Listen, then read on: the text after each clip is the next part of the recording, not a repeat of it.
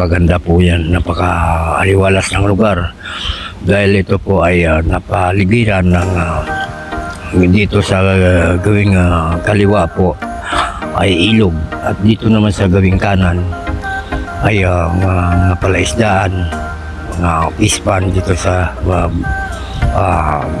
mga barangay ng Kulong at Tagalag. Okay guys, at samahan niyo pa ako at tayo ngayon guys ay patungo sa barangay Kulong para ipapakita sa inyo ngayong pumping station din na gawa rin po ng DPWH yan. Magkasabay lang po sila ng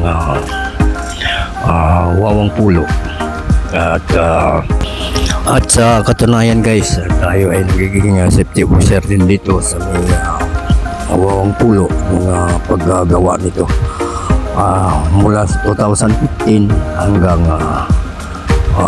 2020 talagang nag-operational na siya. Nandiyan pa rin tayo siguro mga kulang-kulang isang taon at nung ito turnover na nga po sa talagang LGU ng Valenzuela, ayun po tayo sa bukas tayo na pull out. Okay guys, nakita nyo naman yung lugar niya. Nakita nyo po kung gaano ka ganda. Ngayon ang sinabi ko guys, napakaikutan po yan, napaligiran po yan ng ilog at saka palaisdaan. Kaya ang ating destinasyon ngayon guys ay yun nga, sa may barangay Kulong para mapakita ko sa inyo